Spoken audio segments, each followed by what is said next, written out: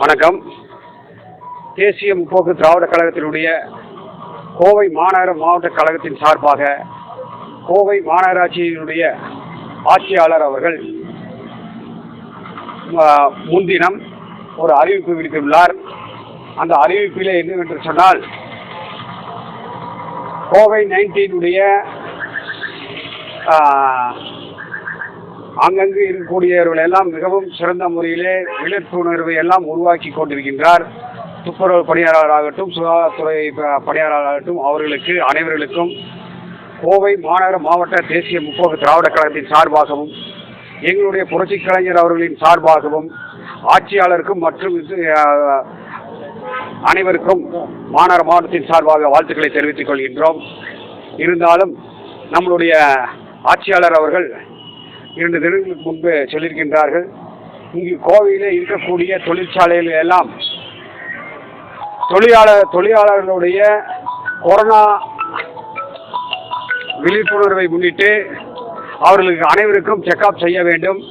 10 பேருக்கு மேலே இருந்தால் கண்டிப்பாக கொரோனா செக்அப் செய்து அதனுடைய சர்டிபிகேட்டை வரக்கூடிய அதிகாரி மத்தியிலே காட்ட வேண்டும். இல்லை என்று சொன்னால் அதனுடைய எந்த ஒரு தொழிற்சாலையாகட்டும், இல்லை குறுதொழில், சிறுதொழில், கட்டடம், டீ கடை போன்றவை சீல் வைக்கப்படும் என்று சொல்லியிருக்கின்றார். அதற்கு தேசிய முற்போக்கு திராவிட கழகத்தின் சார்பாக உண்மையிலுமே நம்மளுடைய கலெக்டர் அவர்கள் விழிப்புணர்வை உருவாக்கி கொண்டிருக்கிறது மீண்டும் ஒரு வாழ்த்துக்களை சொல்லி, ஆனால் இங்கு இருக்கக்கூடிய தொழிலாளர்களை அந்தந்த பகுதியிலே இருக்கக்கூடிய ஒவ்வொரு சட்டசபை தொகுதியாக எங்கெங்கு கொரோனாவுடைய செக்அப் எடுக்க வேண்டுமோ அதற்கு முழு ஒத்துழைப்பையும் முழு கவனத்தையும் தமிழக அரசு தான் எடுக்க வேண்டும். அந்த வகையிலே எங்கு தொடர்பு கொள்ள வேண்டும் என்கின்ற தகவல் நம்மளுடைய ஆட்சியாளர் அறிவிக்கவில்லை. அதனால் அந்தந்த தொகுதியிலே இருக்கக்கூடிய சுகாதாரத்துறை ஆகட்டும், இல்லை மாநகராட்சி அலுவலகமாகட்டும், அந்த தொகுதிக்கு உட்பட்ட எந்தெந்த தொகுதியிலே எந்தெந்த இடத்திலே நம்மளுடைய கொரோனா செக்அப் செய்கிறார்கள் என்று சொல்லி அந்தந்த ஏரியாவில் இருக்கக்கூடிய தொலைபேசி எண்ணை கொடுத்து இருக்கக்கூடிய தொழிலாளர்களுக்கும் தொழில் செய்யக்கூடிய மில் தொழிலாகட்டும், இல்லை கட்டட தொழிலாகட்டும், இல்லை இண்டஸ்ட்ரீஸ் ஆகட்டும், அவர்களுக்கெல்லாம் மிகவும் சிரமத்திலே இருந்து கொண்டிருக்கின்றார்கள்.